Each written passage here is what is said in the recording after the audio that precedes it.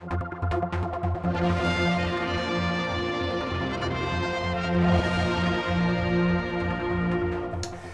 with Daphne Caine here for Garff, and we're looking forward to the next 12 months. What have you got in your pipeline? We're talking about sewage and that sort of thing. Well, one thing I'm looking forward to that actually goes back a couple of years is the implementation of the result of my private member's bill, the no fault divorce bill.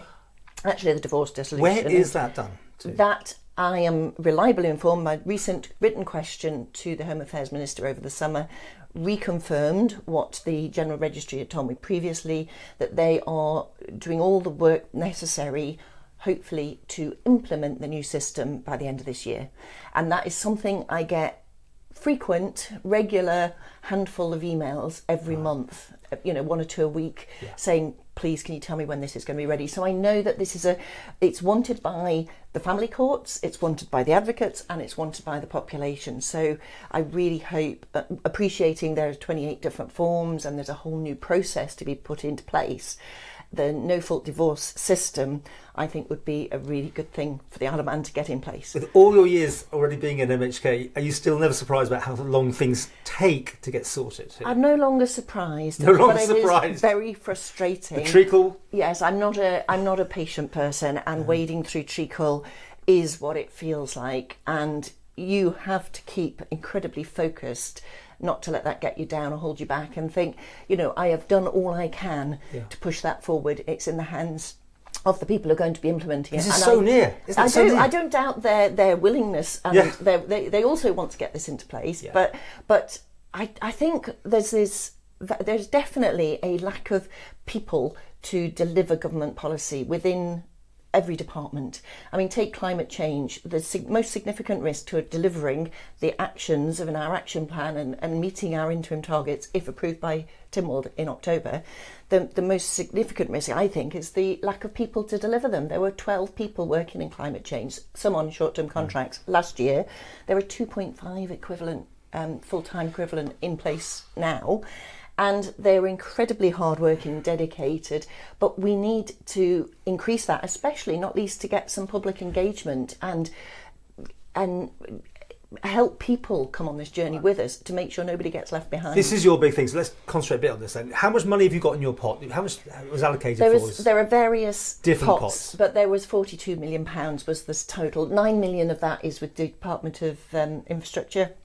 The rest, there's the £25 million new fund, and Treasury just announced that £8 million of that is going to support the cost of living crisis, to deliver better fabric first measures into people's homes, and including, which was really good news, local authorities having access to that. Because there's been a very low take-up of all these schemes up to now, there's been a lot of applications. My worry is it's going to be a struggle to make sure a lot of people have the better insulation, windows fitted, other measures that are recommended in time for this winter, so that they can feel the benefit of reducing their energy bills, as well as warmer, better, more airtight homes.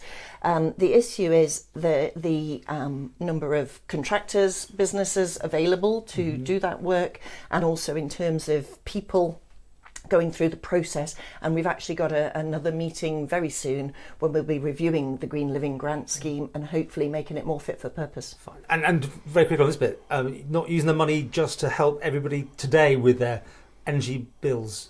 Well, if you help them today, it'll go on into the future, and it might come down, though. It would reduce bills, but it also reduces our emissions. So we want to make sure that the measures taken, the interventions that we support, are going to have the impact that we want them to. How far do you want to go, by the way? Do you want to see onshore wind farms or just offshore? I mean, how far do you see it going? I think that we have private investors and government now very committed, it has been announced within this administration, to achieving a minimum of 20 megawatts renewable generation on island. Where's it going to go? That has to happen. That's most likely to be onshore wind, although it might be a mix of onshore wind and solar. Yes. And it might be more than 20 megawatts. You hopeful? I am hopeful, yes. Okay. What else this year? Anything else you got planned coming up the next 12 in terms months? Of constituency, in terms of policies? I think the biggest things for me at the minute are education, investment, the support following the COVID disruption. I think our children, students, young people and our teachers have had 3 years of disruption and uncertainty, and now they're looking at, for instance, even the exam boards that we go with, we're still on the international GCSE, we're still on A to E grades, whereas in the UK obviously it's 9 to 1, and it's different. And the data didn't read too good, did it? But it's for the not, Isle of Man, was that not but like the for Isle like? of Man is all state school students are all entered for all these exams. In Yes. the UK, there's a lot of off-rolling, there's a lot of engineering to make their league table position look good. Here, I think we have to be very careful what we judge against. Yeah. And also, in terms of an individual, of course, we all want students here to do the best they can with the best curriculum that we can provide, with the best range of options. I'm not sure we're there yet. I see willingness from across the teaching profession, from the department, and I just hope that we can get over the hurdle of the strike action, that is the industrial action that various unions, and hope those negotiations go well, because I think the investment in young people, also in mental health, resilience, development, outside sports, leisure, young people is a major area of concern, and quite a big number of emails into my inbox. And the other one is health, and particularly mental health. But even everything from, you know, the north part of the constituency, accessing the chemists in Ramsey, having queues and not being able to obtain medicine. You know, what is breaking down here? We need our health service to recover from COVID.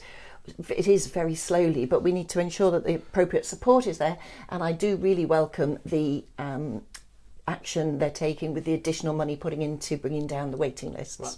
I mean, do you not think you need to be in government fully to be a minister? I mean, that would alter your speaker role and that sort of thing. But isn't that where you need to be? Shouldn't you be a minister or be aiming to be in charge of something? I haven't been offered to be a minister.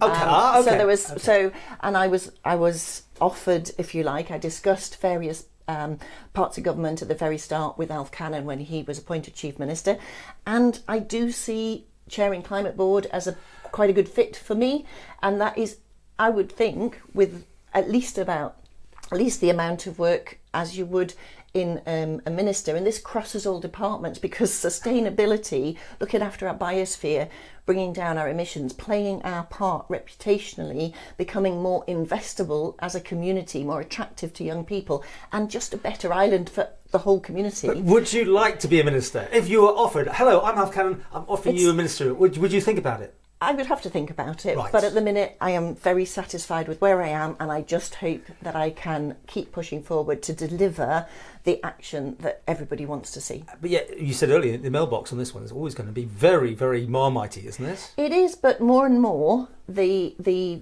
majority of people are in favour and actually critical about the slowness that the government has not been taking action soon enough.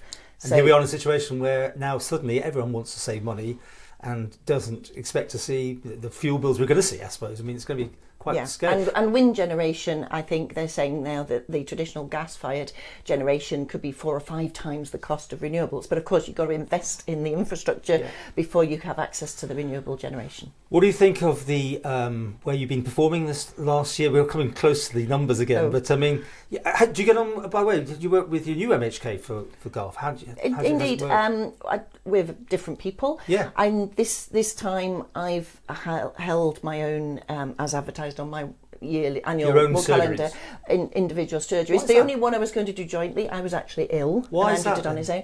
Well, I think that there's too much duplication. The one thing I've found that sometimes members of the community email both of us, and usually one or other picks it up. But if you've got 2 MHKs, more and more I'm getting only to me, or at least they haven't told me if I've sent it to anyone else.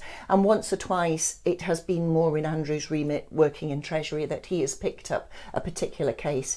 But I'd say my caseload is pretty heavy, and I have never had so much over the weekend, over the evenings.